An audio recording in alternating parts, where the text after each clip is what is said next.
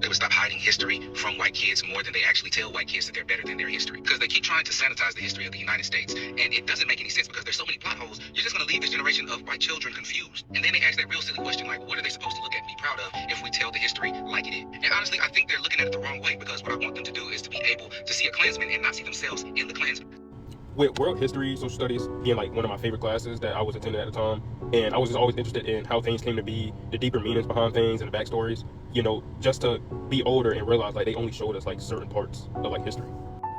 So then, getting older and you start looking into more stuff and more stuff start popping in your face and things like that. I'm like, whoa, none of this was, in school that they were showing us, and like I said, it was a part of a system. They was only showing us on a certain scale.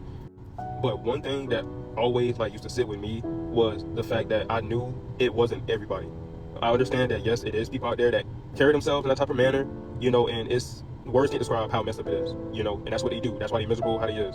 But I always knew it wasn't everybody. Like, they were showing us of other races that were fighting with us, and trying to make a change with us once, history had changed a little bit.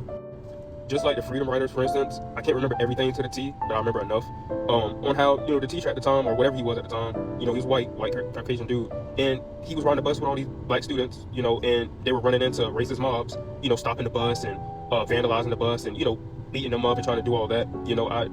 I understood that, okay, there were people actually, going into the fight with us. It wasn't everybody.